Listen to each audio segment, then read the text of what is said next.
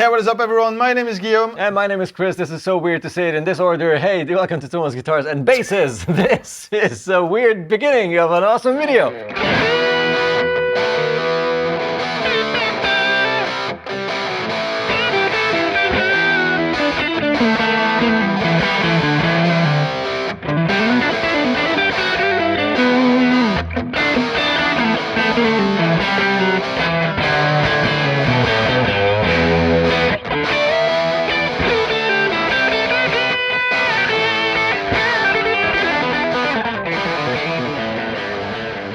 This is gonna be our top 10 guitar stuff of the year. We should have started with that video today. It has been a long day. Yeah. We did some tough stuff, but I think that's gonna be a really cool video. Yeah. No, it's not.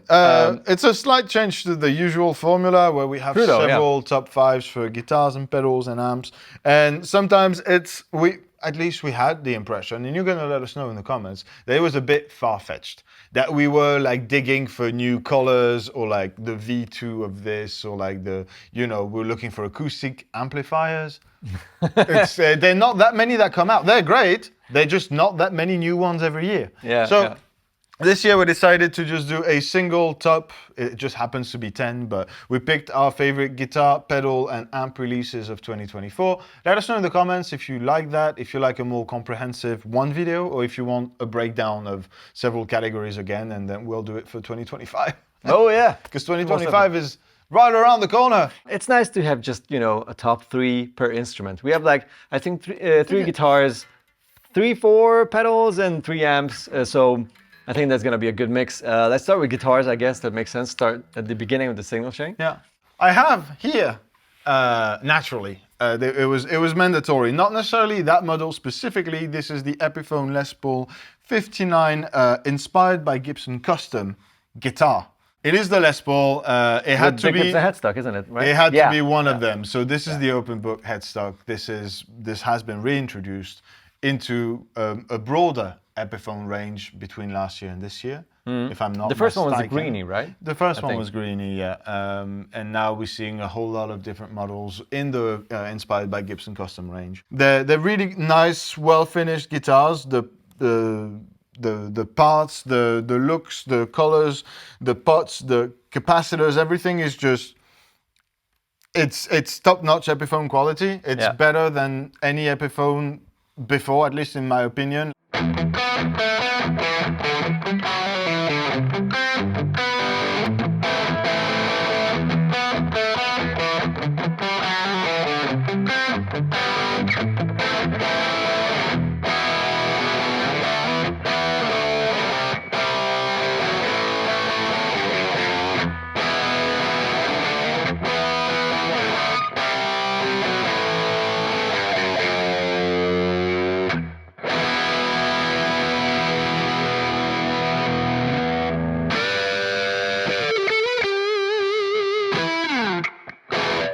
I'm still kind of surprised how great current Epiphone pickups sound like. Yeah. Like it's They're pretty phenomenal. I remember always saying, like, if someone asks like, hey, what do you think about Epiphones? I'm like, awesome guitars. Pickups, Change the electronics, might want to the change pickups. this and that and whatever, but now it's like, dude. Yeah. Talking about really good Guitar stuff. number 2. This is the new Player 2 series. The rolled off fretboard edges, the rosewood back again on the fretboard, the pickups, everything about these guitars. It's just, it's awesome. And also they sound like this.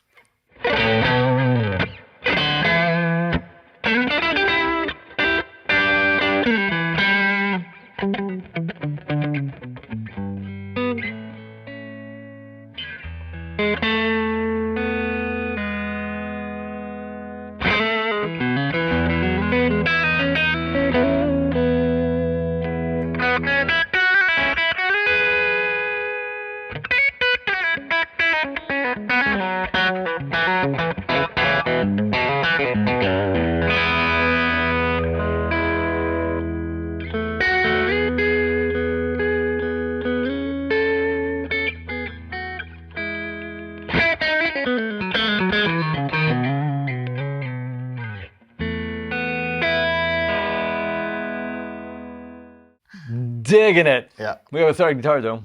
You want to grab it? Yeah. Yeah. Yeah. Hua. Natural transitions. I was so fast. This is the Harley Benton ST Modern Plus. Does it deserve to be in that top? Yeah, absolutely. Hells yes. Why do we put it there when we clearly don't need to, since the only model we could find was the one that was blocked for the showroom. In the showroom because everything else is gone. No, it's not useful. We don't need to advertise those guitars. Again, we've done a full review of those models when they came out. Yeah. They're phenomenal specs, not even just for the money, they're just phenomenal spec guitars. Yeah. Phenomenally spec'd. Phenomenally. HSS, the flamiest of flames. And come on. And this is not cherry picked. This is just a random guitar. Yeah, this is the only from the warehouse, which is now blocked so that the showroom always has one. At least one. The Tesla HSS pickups, the Babix tram system, recessed, whatever, vintage looking choppers. Vintage locking tuning machines. I'm so proud of you.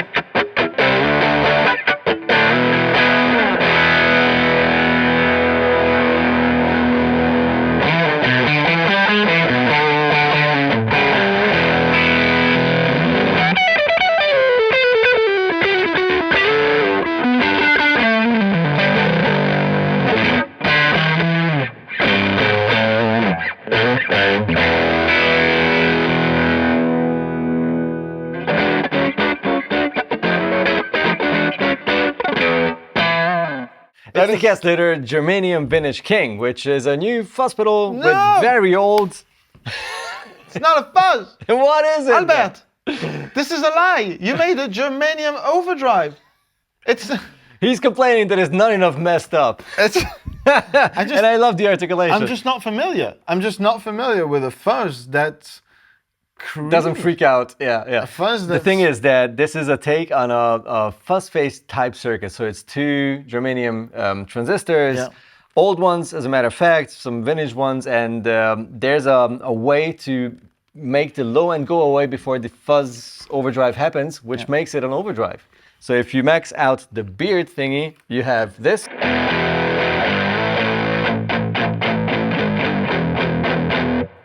And if you turn that down, you have this.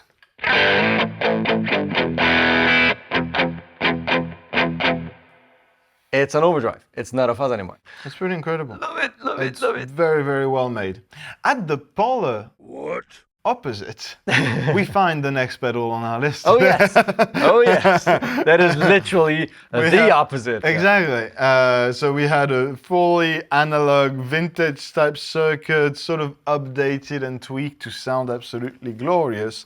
Here we have a computer. A computer. We have the brand new-ish depending on when that video comes out, Nano Cortex by Neural DSP, which is the long-awaited, very long-awaited and very hyped smaller version of the now legendary Quad Cortex.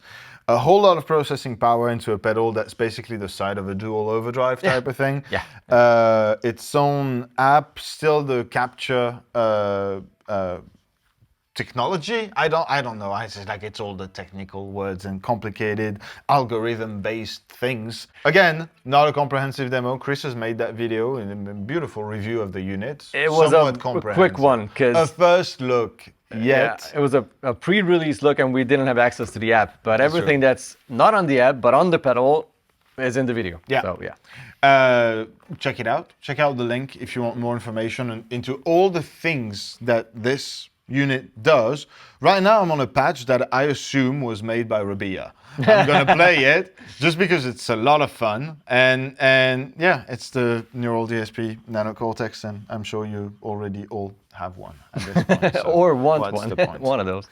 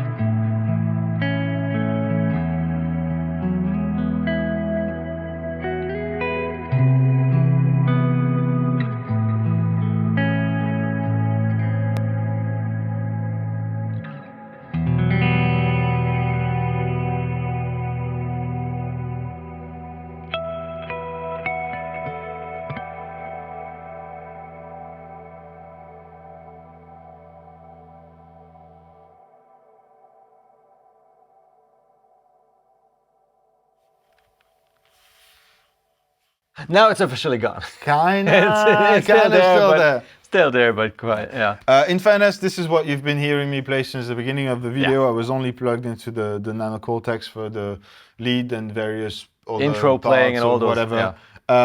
Phenomenal unit. I'm really looking forward to digging into that more because it's yeah, it's yeah, right. Moving on to the next pedal, which is not really a pedal. It's again an amp simulation. It's a computer. It's the Anti 1992 by UEFX, and it's crazy. We've done a short. You've done. I've done a beautiful one. Dare I say? Oh, thank you. Go find it. It's quality playing. On this pedal, and we had it in a live stream, didn't we? It's not very common that I immediately feel nice playing an amp sim, and that impresses me a lot. So I was like, hey, let's put it in the top 10. That's the one.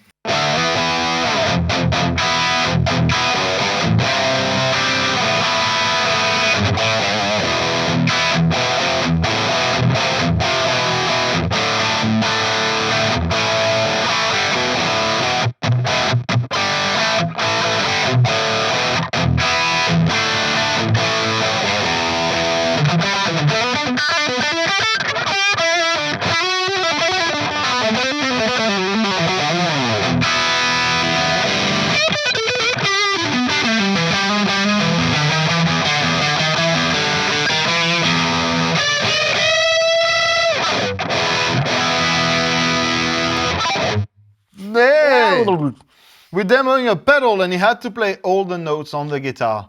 At least try. And fail. We have one more pedal and I'm gonna play as few notes on it as possible.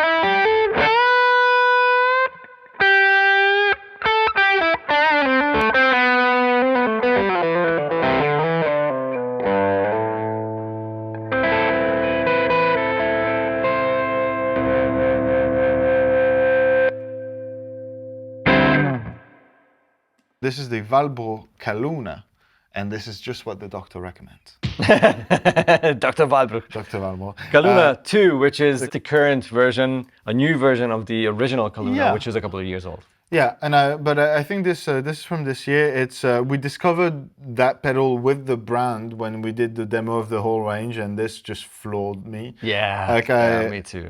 Yeah. It just needed to be there. It's a tube overdrive with a 3-band EQ and a couple of clipping options, and it's just it's magical. The way it's very nice. It is like switching your amp to the overdrive channel. It does not sound like having a pedal in front of a clean amp kind of thing. Alrighty, amps. That's I was gonna say, like, the reason why it sounded so good was it also was paired to something that's quite tasty. Something that's behind us. Yeah, that you've been using since the beginning of the video. That we got to discover with everybody else at NAMM this year. Yeah, true. January. And that is the Victory Deputy. Yes. An amazing sort of Marshall-esque kind of amp, but it's a one-channel amp. It gives you 3 different options of how much dirt you have. You can have it pretty clean, like if you have it in the first voicing setting, and just don't go nuts with the gain. But you can, of course, go for voice 2 or 3, which will just stack more gain on top. Can I have the cable? Of course. Sorry, my bad. It goes from pretty much sparkly, almost American clean to awesome chewy. American to British mean. American clean to British mean.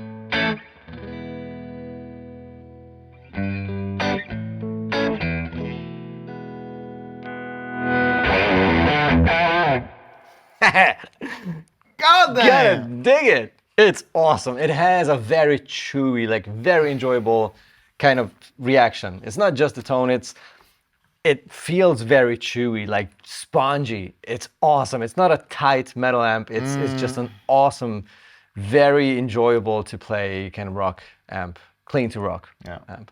No, absolutely incredible. That was one of my tops from NAMM, and to this now of the moment of the year, it's still top. Language. Speaking of really enjoyable, crunchy amplifiers. That came out at the NAMM show, as far as we can tell. Numero dos. It's the Rev G50. I'll cable you. And also I will swap channels if you wanna. I'd love that. This is an amazing amp. It's the 50-watt 3-channel version of their monster 4-channel 120-watt flagship. Yes. And this is G50, the generator, 50 watts, had 3 channels, clean crunch, and the purple channel that is now legendary by Rev. It's a very cool, modern, high gain channel. It has reverb, it has a gate, it has multiple masters, MIDI, 2 notes, what is that, cap sim and load box? Yeah, load box. You can use it direct. Yeah. We are currently using it in the Harley Benton cab, however, but yeah, it does everything.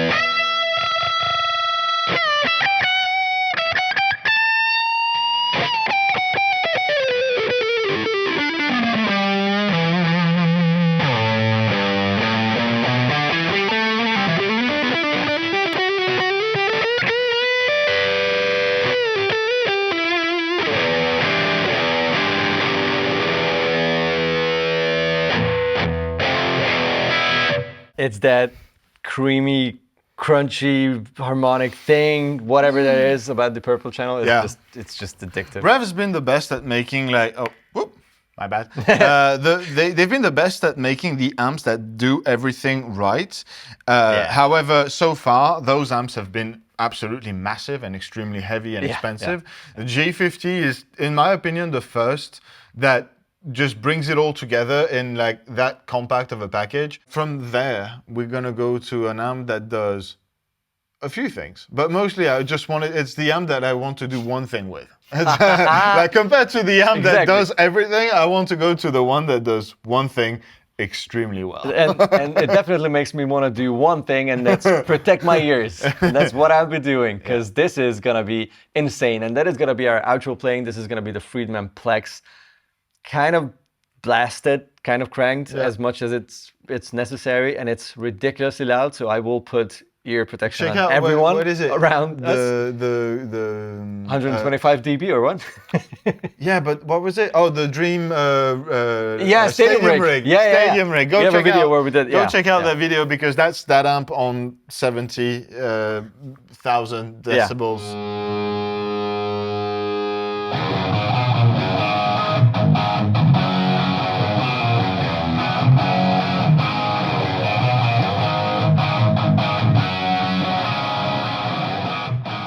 Let's go. But we need to protect these guys. And you guys take it easy. Let us know what your top 10 or top few products of this year was. How did you like our selection? And of course, see you down there in the comments. And happy holidays. I don't know what time of year it is, but yeah, probably happy holidays. Probably a little too early, but hey, why not?